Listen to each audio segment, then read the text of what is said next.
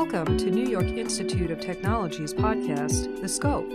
Produced by the College of Osteopathic Medicine, our episodes focus on the medical school experience and how it helps shape future physicians. Learn about exciting new health and wellness initiatives, cutting-edge medical research and technology, and how to effectively navigate medical school. We are excited to have you join us. Good evening, everyone, and welcome to the Scope podcast. I'm your host, second-year medical student and student government second vice president, Hannah English. Today, we are joined by a terrific discussion panel from both our New York and Arkansas campus locations. From our Arkansas campus, please welcome Associate Dean of Academic Affairs, Dr. Amanda Deal, and third-year medical student and valued podcast committee member, Abu Bakr Malik.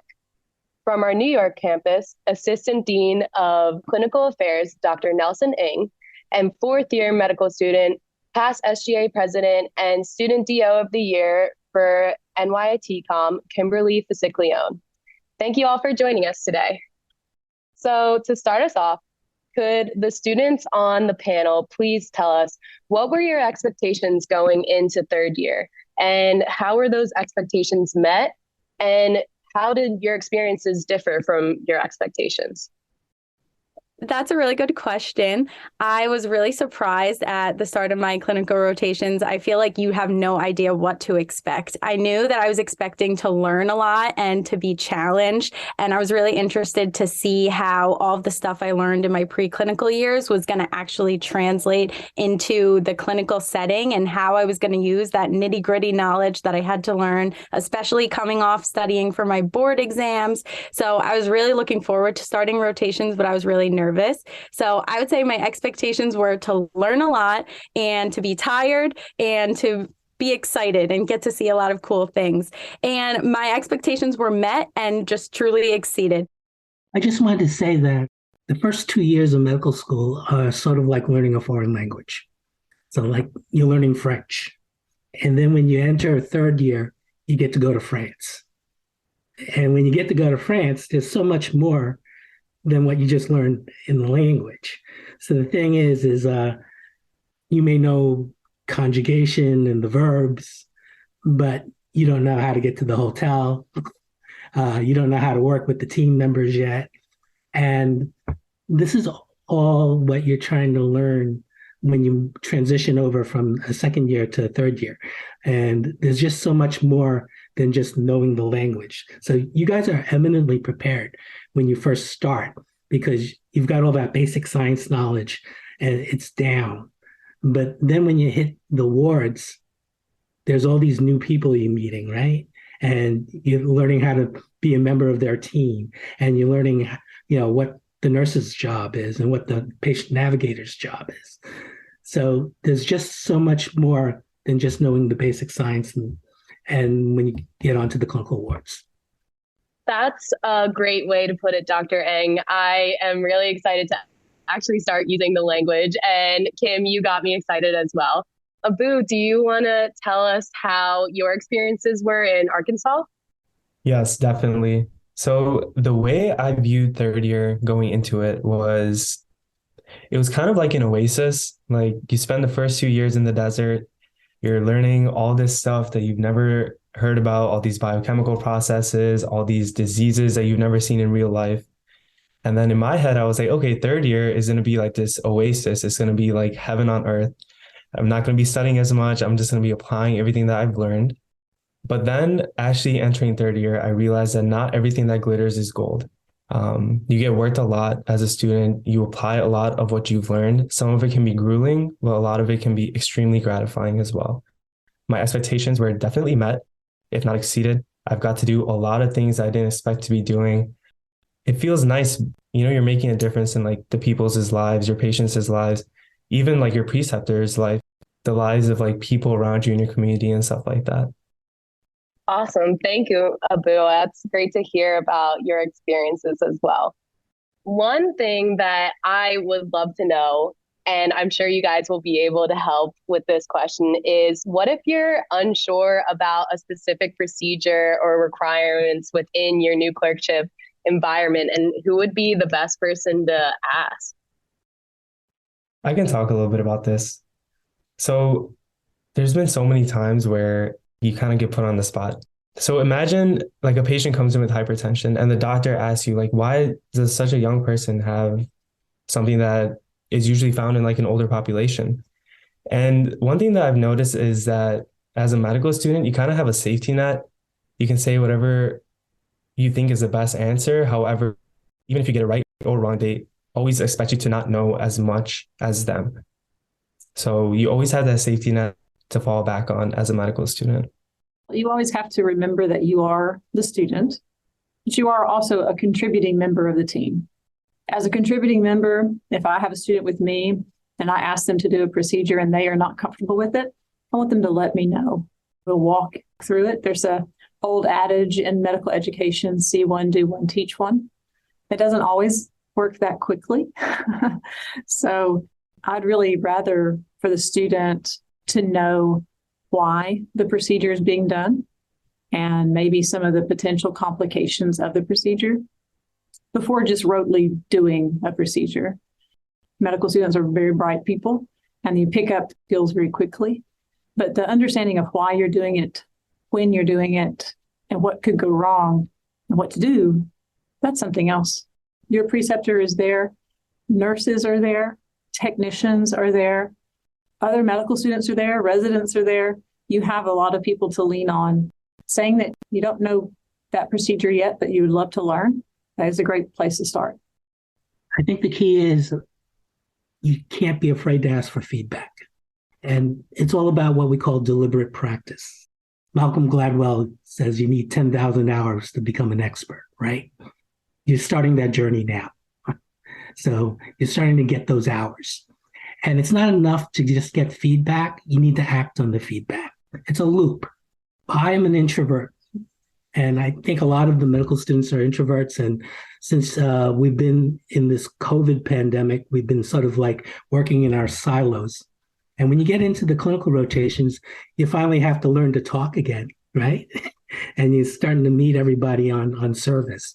So the key is on these evaluations that we give you guys, we only ask for a mid-rotation feedback and we ask for a feedback at the end of the rotation. But as a medical student, you need to ask for feedback sometimes daily, sometimes weekly, sometimes monthly. And the thing is like once you get it, you need to act on it. And no one likes to get negative feedback. But you got to be honest with yourself and sort of take a look at it and say, how could I do that H&P better? Or did I do a good job with that patient in giving bad news? And no one does it perfect the first time. No one does it perfect the 50th time. I'm still learning to do things. The key is to keep doing it and improving as you go along. And sooner or later, you'll get those 10,000 hours, hopefully by the time you finish medical school. Kim, did you have something you wanted to add? Joining different hospital environments can be really confusing, and that's one of the best parts, but also the worst parts of doing your clinical rotations is that you go to a bunch of different places. A lot of people aren't just at one hospital site, especially in your fourth year. So it could be confusing. What should I do? What requirements do I need to meet? Where do I need to be when? So as far as who you can contact with regards to that, every clerkship, you're going to have a clerkship director, which is usually a physician that oversees you, and they're in charge of the students. And then you have someone else who's usually the program coordinator, and they're in charge of the students in general. So they're always a safe place to ask if your resident or your attending doesn't know. Student Dr. Paciglione, thank you for that.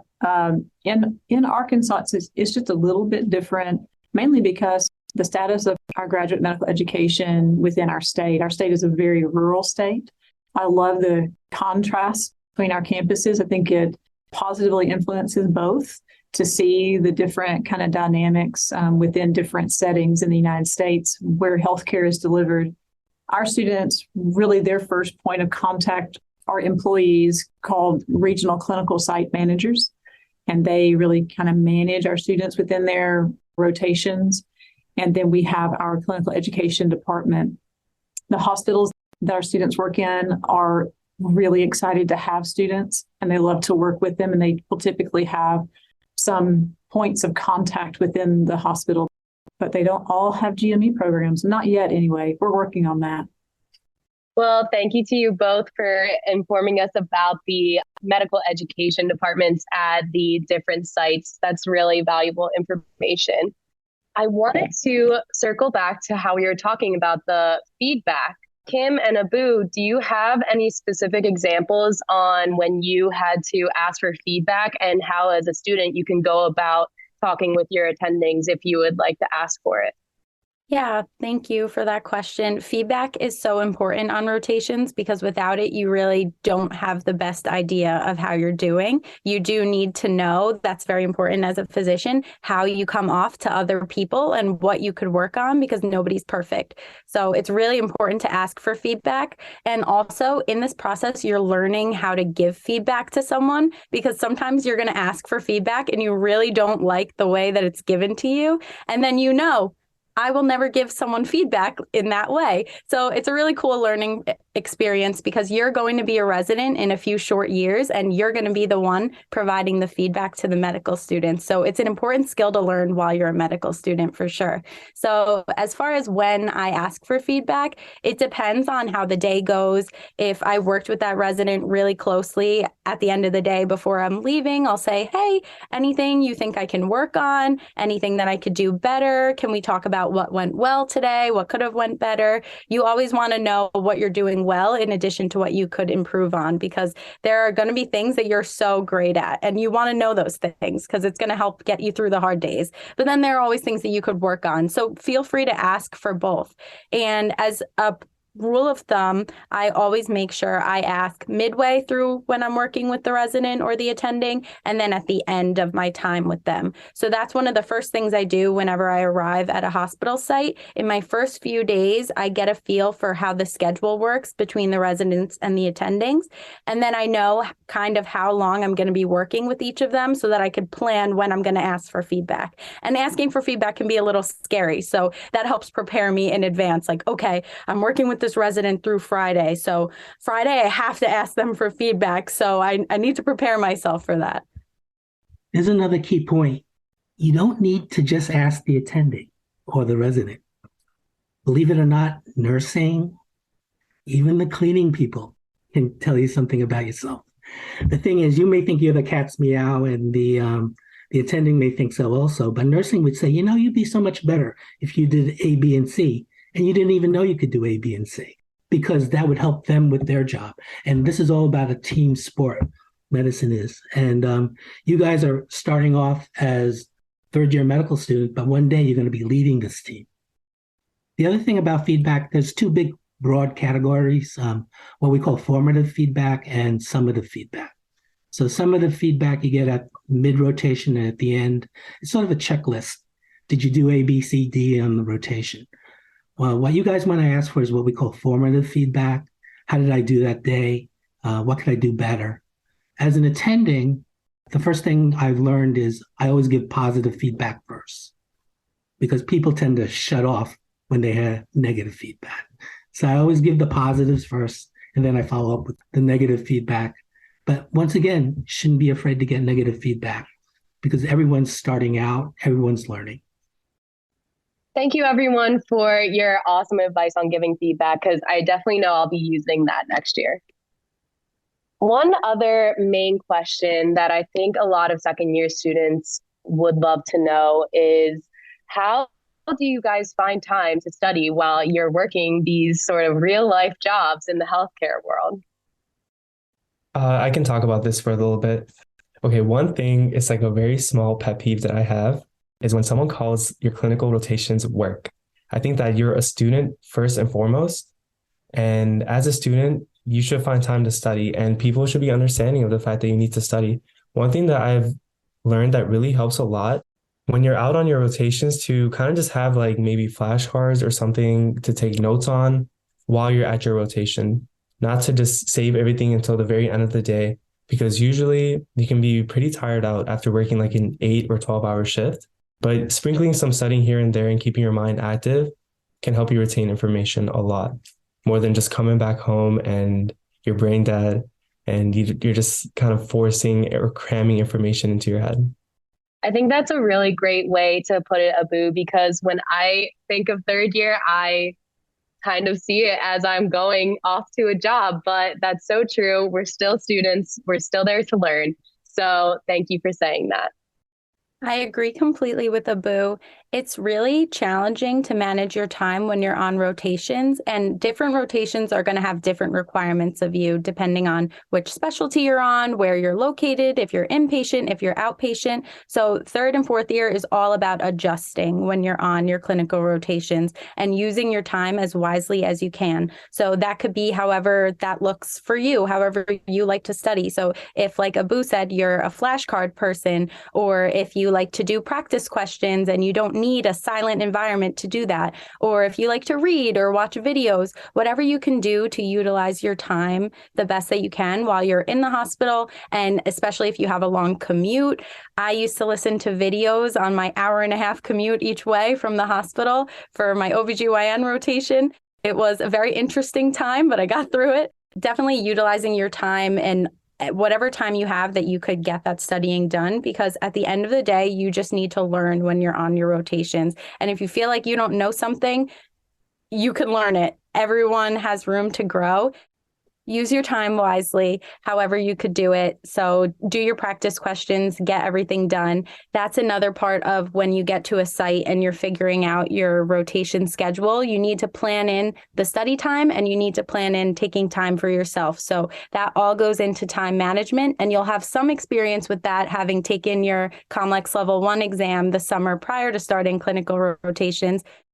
You will know for a fact you need to schedule in that time for yourself, but you also really need to schedule in your rotation time and your study time. So just making a schedule based on whatever time you do have, that's going to be really important.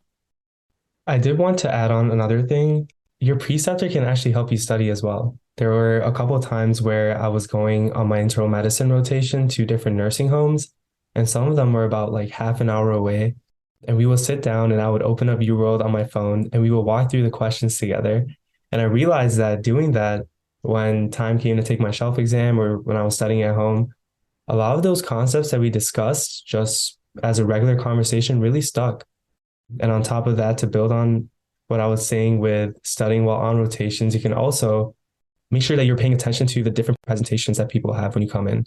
A lot of those presentations that you see in person are very similar to the way that some of these questions are worded. And it gives you a place to kind of grasp your thinking and to think about a question in like a sense that you've already experienced in person.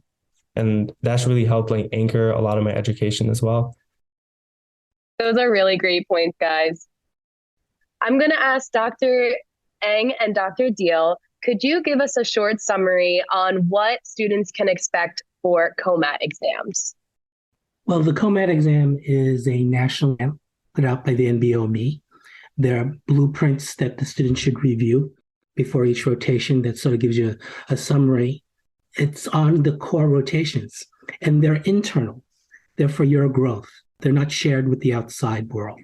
So we only require you guys to sit for the examination in order to pass the rotation, but we do use them to gauge how well you're prepared to take the COMLEX 2 CE exam. So we expect you to do well on the exams in order to qualify so you can take the COMLEX 2 CE. The other thing about the examination is there's 2 examinations that had shown high correlation with doing successful on the COMLEX 2, and that's the internal medicine examination and the ER examination. So those 2 exams you should pay special attention to. I thank you for that question. I think some of the study skills that have been and techniques that have been outlined by the students here are fantastic to follow. Making use of all the time that you have during the day so that you're not having to stay up late because, hey, hospitals don't close and they open really, really, really early, the clinics sometimes. So making use of that time management. You also have resources, ComBank, ComQuest, to have practice exams for those COMAT examinations. So like Dr. Eng said, I've spoken with lots and lots of third and fourth year students, and those that are successful consistently study. They incorporate practice questions into each day of their rotation. Those are the most successful. Once you're successful on COMATs consistently, you can feel really confident about sitting for your level 2 CE. Thank you very much for answering that question. So we've been talking about a lot of sort of maybe stressful topics. So I want to ask our student panelists, can you tell us quickly what you do for your self-care and hobbies during third year? That's a really great and important question, because when you're in your clinical rotations, sometimes you could lose the drive to want to take care of yourself and to do your hobbies because you have so many things to do. You want to be better every day. Every time you go to your rotation, you want to impress. But that requires you to be taking care of yourself so that you could show up and put your best foot forward and be the best version of yourself. So for me, I always scheduled in one day off per week, away from questions, away from my rotation, as long as they didn't require me to be there. I always made sure that I was doing things that I loved, whether that was scheduling time to see my family or my boyfriend or hanging out with my friends if our schedules allowed it. And I also made sure to prepare food for myself, which food is very important in your wellness. So I would always meal prep on that day off, make sure that I was grocery shopping, getting healthy snacks if I knew I had that long commute, stocking things in my car that weren't going to go bad sitting in the car, just to make sure I always had nutrition, and making time for exercise. A lot of times when you're on your rotations, there's 15, 20 minutes of downtime here before you have a lecture or in between lunch or you're waiting for your attending to come. I always would lap around the hospital, get my steps in that way, and that makes you feel well. It always recharges you walking around the hospital, or just go outside, get some sunshine. So there's a lot of ways that you could take care of yourself when you're on your rotations, but you just have to make it a priority. You have to make sure that you do it, because no one's going to take care of you like you are. Absolutely. I agree with Kim completely. Another thing that I've been doing in my free time is I play a lot of basketball, and I've been going to the gym a lot. I actually played intramurals this year, and our team ended up going to the championship. Find time to indulge in your habits. It's stuff to talk about at the hospital, sometimes even with your preceptors. I mentioned internal medicine already, but my preceptor was very nice about letting me out maybe an hour early so I can get to my game on time. So make sure that you continue doing all the fun stuff that you do outside of just studying. This has been such a great conversation, and I know I'm going to take so many helpful tips from you all moving forward into next year. So I'm going to pose one final question to wrap us all up here.